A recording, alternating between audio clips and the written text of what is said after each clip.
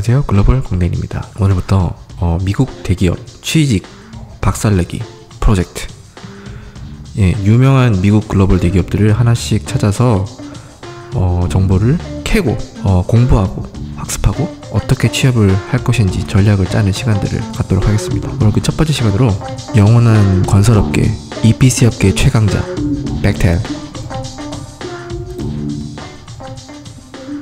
이 벡텔은요, 제가 한국에 있을 때, 건설회사를 다닐 때 제가 한번 그 선배들한테 물어봤어요. 전 세계에서 제일 좋은 건설회사는 어디입니까? 라고 물어봤을 때 선배들이 하나같이 이구동성으로 대답했던 회사, 벡텔. 한국에서 특히 유명해요. 왜냐면은 1990년대부터 2000년대까지 이 벡텔이 최고 호황기를 달리는데 아마 그때 계셨던 분들이라서 벡텔에 대한 아주 좋은 이미지를 가지고 있습니다. 건설업계 또는 엔지니어링, EPC 업체, 엔지니어링 프로큐먼트 앤 컨스트럭션 업계 랭킹을 매기는 유명한 잡지죠. ENR 잡지인데요. 엔지니어링 뉴스 레코드. ENR 잡지에서 매년 EPC 업체들의 랭킹을 냅니다. 그래서 ENR 가보시면은 뉴스 레코드 탑 리스트, 그 탑 디자인 펌 보이시죠? 탑 컨트랙터 여기를 가보시면은 이 디자인은 설계만 하는 회사고 컨트랙터는 설계뿐만 아니라 시공 다 통틀어서 아마 매출로 총 레베뉴가 얼마인지를 계산하는 걸 거예요. 보세요. 2020년 1위 벡텔이죠. 레스턴 버지니아 여기는 본사가 있는 위치고요. 2019년도 1위고 2020년도 1위입니다. 영원한 우리들의 1위 벡텔. 이 벡텔에 대해서 오늘부터 공부를 좀 해보도록 하겠습니다. 일단 구글에서 간략하게 벡텔에 대한 소개를 좀 볼까요? 검색을 딱 하면은 벡텔 레스턴 버지니아에 있고 1898년에 founded, 설립된 회사. 100년이 넘은 역사가 있는 회사입니다. 인플루이 수가 55,000, 2017년 기준이니까요. 지금 좀 줄었을 것 같아요. 지금 조금 경기가 안 좋아서. 또 5만 명이 넘는 회사다. 1년에 얼마 정도의 매출이 레베뉴가 있는지를 보고 싶은데, 여러분들 이게 매출을 보시려면은 기업 어카운팅, 회계 자료를 보시면 되는데요. 보통 SEC 가시면 다 있어요. 이게 이제 우리말로 하면 뭐 미국 증권거래위원회 정도 될까요? SEC 가시면은 여기서 이제 검색하셔가지고 볼 수 있어요. 근데 제가 알기로는 벡텔은 아마 공개되지 않은 회사일 가능성이 높습니다. 왜냐면 이게 가족 기업이거든요. 그래서 있나요? 여기 없는 것 같고, 그냥 여기다가 구글에다가 벡텔 10K라고 치세요. 그러면은 10K가 이게 회계 용어인데요. annual report, 그 재무제표라고 그러죠.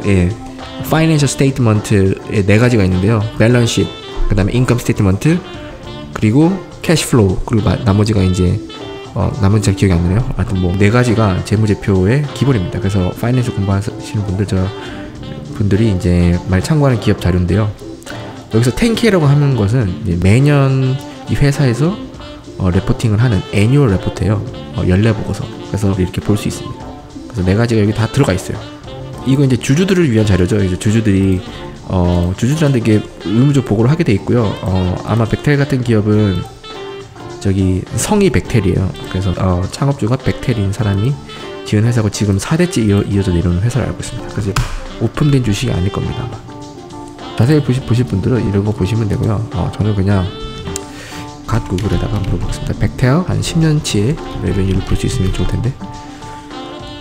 스태티스타. 여기 이 사이트 좋아요. 근데 유료 사이트예요. 그래서 몇 개는 무료로 보여주는데 여기 나오네요. 2006년부터 2019년까지 레베뉴 인 빌리언스니까요. 이게 이제 조죠. 1빌리언이 우리나라 돈으로 조. 그러면 이게 뭐 약 1,100원 정도 하나요? 1,100원에서 1,200원? 그러니까는 이제 20% 더 더하면은 한 24조, 작년에 24조였고, 뭐 이렇게 평균적으로 30조 정도 되는 것 같아요. 1년 매출이. 아주 어마어마한 회사입니다. 1년 매출 30조면은. 문득 궁금해지는데, 저기 우리나라 매출 순위를 좀 볼까요? 한국 건설사 매출 순위. 우리나라 1등 EPC 업체는 얼마 정도 할까? 삼성물산이 2020년, 2019년 다 1등인데 평가액이 20조, 17조. 이게 아마 이게 도급액 순위라 그래가지고 이게 레베뉴를 뜻하는 거예요. 그래서 우리나라 1등도 벡텔한테 안 되죠. 예. 어마어마한 회사입니다. 예. 근데 이렇게 벡텔이 대단한 회사다라는 걸 보여드리고 싶었습니다. 벡텔 하면 또 유명한 게 이거 붐. 예, 이거 후보댐 엄청나게 유명하죠. 후보댐을 만든 회사입니다. 이 후보댐을 언제 만들었냐면요 1930년대에 만들었어요. 와, 엄청난 기술력이죠. 그러면 아니 대단한 회사인 건 알겠는데 그래서 어떻게 취직하냐고. 예, 그건 저도 잘 몰라요. 왜냐면 제가 벡텔 직원이 아니기 때문에 벡텔에 다녀본 적도 없고. 그래서 준비했습니다. 벡텔에 다니시는 현직 한국인 엔지니어 섭외했어요. 대단하죠. 그분께 한번 벡텔에 대한 이야기를 들어보도록 하겠습니다. 짜잔. 그 본인 소개부터 간단하게 조금. 네, 안녕하세요. 저는 현재 벡텔이라는 회사에서 한 2년 정도 근무하고 있는 황인욱이고요. 현재 원자력 플랜트 전기 설계를 하고 있습니다. 벡텔 전에도 경력이 있으시죠, 그죠? 네, 제가 이제 한국에서는 경력이 없고요. 이제 2016년도에 미국에 와가지고 MEP 회사에서 한 2년 정도 건축 설계, 전기 설계 했었고요. 그 이후에는 이제 디자인 빌드 컨트랙터 설계 회사이자 또 시공 회사에서 한 1년 정도 짧게 일했었고요. 그 뒤에 이제 벡텔에 지원해가지고 이제 입사하게 됐죠. 저랑 경력이 그 흐름이 비슷해. 나도 MEP로 시작해서 나는 한국에서였지만 MEP로 시작해서 네, 결국 이제 이쪽으로 이제 파워 쪽으로 넘어왔는데 저한테 전화 컨택 하셨을 때가 그 2016년인가 그때가? 2017년인가? 아마 그게 한 2016년도 제가 왔을 때 아마 링크드인에서 제가 이제 Korean Electrical Engineer 딱 쳤어요. 그래가지고 있는 사람은 다 커넥트 했었어요. 역시 이런 방법이 먹힌다. 내가 뭐 도움을 드린 건 별로 없지만 거의 없지만 어쨌든 그걸 인연으로 계속 여기 지금 이렇게. 그러면 벡텔 회사에 대해서 한국 사람들한테 제일 유명한 미국의 EPC 회사가 벡텔이에요. 이제 지금 현재 본사는 원래는 샌프란시스코에 있었다가 지금 레스턴 버지니아로 옮겼고요, 몇 년 전에. 예. 그리고 뭐 호주에도 있고 UK에도 있고 여러 군데 있어요. 예. 그러면은 지금 근무하시는 거는 본사에서 근무하시는 거예요? 그렇죠. 예. 본사에 있죠. 저는. 사이즈가 굉장히 클 것 같은데 그러면 주로 사업하는 비율이 지금 플랜트에 좀 특화된 있는 지금 사업 모델인가요? 제가 뭐 크게 보지는 않았지만 제가 그 뉴스가 막 뜨잖아요. 사내 뉴스가 뜨는 거 보면은 정말 큰 게 오일앤가스 쪽이 확실히 크긴 크고 예. 원자력 쪽에도 조금 요즘에는 또 프로젝트 들어오고 그래도 예전에 비하면 그렇게 뭐 프로젝트가 많고 뭐 그렇진 않아요. 예. 예. 마이닝 프로젝트도 있고 뭐 그렇지만은 예. 그리고 지금 원자력 쪽에는 이제 새로운 기술들이 많이 이렇게 개발이 돼가지고 뭐 빌게이츠가 이게 예전에 설립한 회사가 지금 크게 돼가지고 또 이렇게 많은 프로젝트 들어오고 이런 뭐 상황이죠. 미국 내에 원자력 발전소를 지금 막 짓는 게 있다는 말이에요, 그러면? 지금 이제 설계 들어가고 있는 새 원자력 설계들. 지금 짓고 있는 거는 이제 조지아에 있죠. 미국도 원자력을 꽤 많이 하잖아요, 그죠? 그렇죠. 미국의 원자력 발전소 거의 벡텔이 거의 다 지었다고 말해도 거의. 근데 이제 원자력 같은 경우에는 한국이 또 기술력이 세계 최고인데 한국은 지금 또 탈원전을 하고 있어가지고. 그렇죠.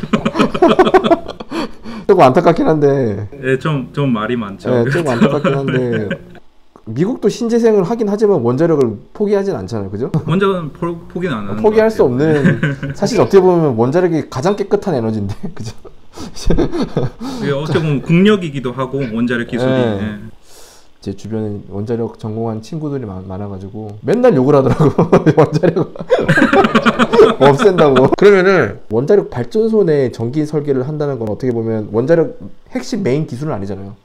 뉴클리어 파워 엔지니어들이 또 따로 있는 거고 그들 말고 이제 우리 같은 일반 일렉트리컬 엔지니어는 어떤 설비를 다루는 거예요? 거기 네. 제너레이터 쪽 그냥 전기 같은 경우는 예, 제너레이터 쪽 뭐 메카니컬도 뭐 포함이 되지만은 뭐 제너레이터 설계 같은 경우도 하고 제가 지금 담당하는 프로젝트 같은 경우는 또 이게 제너레이터가 이제 디젤 제네레이터 외에는 없어요. 이게 그냥 디스트리뷰션 쪽이고 지금은 뭐 안 하고 있지만 실제로는 이제 그 제너레이터랑 뭐 변압기, 승합변, 스텝업.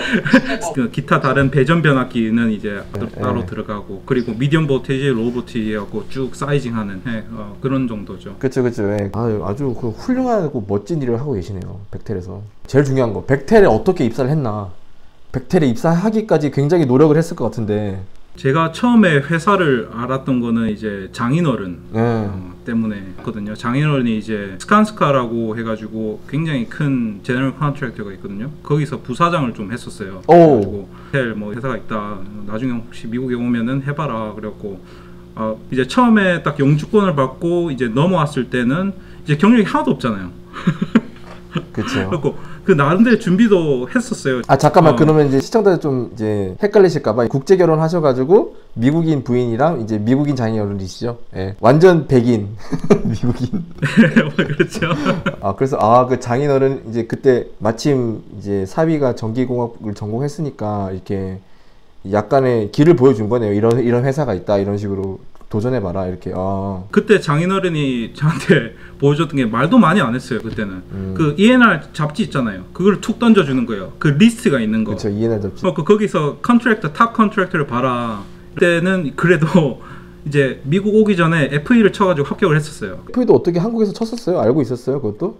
네, 제가 그때 결혼한 지가 한 3년을 됐었어요. 영주권 받고 이제 넘어오는 상황이라 가지고 좀 준비를 단단히 해와야 되겠다고 그 FE를 치고 합격하고 거기 이제 건축 설계나 뭐 전기 설계 관련된 일하는 친구나 지인을 통해서 조금 배웠었어요. 이렇게 제가 이제 지방에 살다 보니까 이제 서울에서 건축 설계하는 친구가 있으면은 야 대전에서 만나 그래가지고 주말에 그 컴퓨터 들고 와가지고 오토캐드 있는 컴퓨터 있잖아요. 그래갖고 거기서 오토캐드 연습하고 대전에서 카페에서. 아니 근데 이거 저희 구독자 중에도 이렇게 요즘 국제 결혼 엄청 많이 하더라고요. 그래서 이제 뭐 남편이 미국인이거나 아니면 아내가 미국인이어가지고 자기가 이제 미국을 와야 되는 상황인데 이제 막연하잖아. 미국에서 내가 이제 어떻게 잡을 잡고 일을 할지 모르겠다. 내 채널을 보고 되게 많이 물어보시더라고. 근데 오늘 이 얘기 들으면은 굉장히 많이 도움이 될 것 같아요. 그런 분들한테. 그래서 이제 그런 식으로 혼자 준비를 한국에서 이미 미국의 취업을 염두에 두고 준비를 하셔가지고 어차피 이제 신분이 해결됐으니까 취직만 하면 되니까 그렇게 해서 혼자서 또 한국에서 FE까지 보고. 근데 그 한국에서 FE를 따서 온 게 도움이 확실히 됐어요? 처음에 이제 인터뷰를 봤을 때 첫 질문이 FE 있네? 오케이. 그리고 전기 도면을 가져오더라고요. 그 도면을 탁 던지고 이제 보고 이게 야 이거 코드 있잖아요. 심부를 야 이건 뭐야? 그래가지고 저는 그건 이제 오토캐드 친구한테서 이제 연습하면서 그 봤잖아요 컨센트를. 이거는 리셉티컬 이게 가지고 리셉티컬 이러다 하니까 너 합격. 아니 벡텔 인터뷰 볼 때 아니면 미국에서 첫 회사 인터뷰 볼 때? 그 전에 이제 그 전에 첫 회사 MEP. MEP에서? 네, 첫 회사. 네. 그거를 벡텔 볼 때는 좀 빡셌죠. 네. 역시 준비한 사람한테 이렇게 기회가 오는구나. 네. 첫 회사는 아주 막 유명하고 그런 회사는 아니었죠. 그 회사는 이제 조지아 쪽에서는 조금 큰 회사였어요. 아파트 설계하는 회사로 좀 유명해요. 네. 그러고 있다가 이제 이직을 2번 하고 벡텔로. 네. 그러니까 이게 처음부터 이렇게 좋은 회사에 가기가 좀 쉽지 않죠, 그죠? 쉽지 않았어요. 경력이 저 같은 경우 경력이 아예 없어가지고 쉽지 않았고 저도 영주권자였는데 쉽지 않았어요. 네, 경력이 없으니까 그는 어쩔 수 없었어요. 그러면 이제 벡텔에 입사할 때 인터뷰라든지 이런 건 좀 더 빡셌다고 했잖아요. 네. 그런 건 어떻게 준비해요? 처음에 인터뷰를 보고 그 포지션이 캔슬이 됐어요. 그래서 1년 뒤에 다시 지원을 했는데 그때는 좀 다른 포지션을 했었는데 1년 전에 받기 때문에 그 치프 엔지니어가 저를 기억을 했었거든요. 그래서 좀 인터뷰가 좀 짧긴 했었어요. 사실. 네, 그래가지고 테크니컬한 질문은 조금 많이 안 나왔고 그리고 behavior questions 이런 걸 좀 많이 봤었죠. 네. 그래요? 장비 같은 경우 어떤 거 다뤄봤나 이런 것도 물어봤었고요. 비헤이비럴 퀘스천은 내가 진짜 개인적으로 가장 싫어하는 그런 질문이긴 한데 나는 그거 왜 묻는지 모르겠어. 근데 어떤 거 물어봤었어요? 그런 거 있잖아요. 막 데드라인이 다가오는데 옆 친구 도와줘야 되고 클라이언트한테 조정을 해야 되는 상황이다 어떻게 하겠냐 이런 질문도 했었고 있고. 정답이 없는.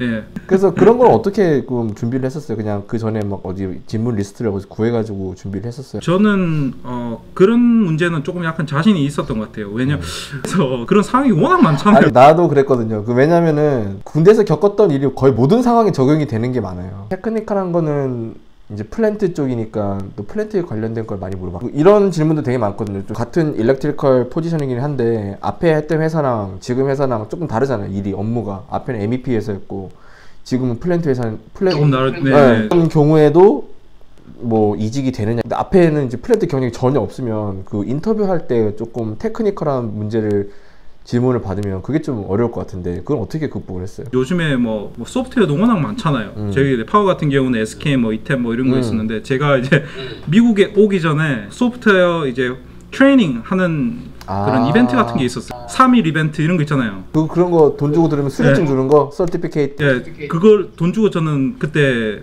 들었던 것 같아요. 그게 얼마 안 했어요 그때. 야, 예, 나는 주니어인데 딴 거 실무 경험 없고 근데 나는 이 프로그램 잘 사용할 수 있다. 야. 그런 소프트웨어 또 어필을 해야 경력에서 또 떨어지는 부분을 이제 커버를 할 수 있잖아요. 내가 지금 요즘에 레주메 특강하다가 이 키워드, 특히 키워드 중에서 소프트웨어 키워드가 들어가야 된다고. 근데 경력이 없으면 그런 거라도 찾아 들어라. 소프트웨어 회사에서 오픈하는 그런 간단한 그런 강좌들 그런 거 해서 서티피케이트 받아가지고 거기 레주메에 넣어라 이렇게 하려고 했었거든. 근데 야 그걸 딱 하셨네 이미. 역시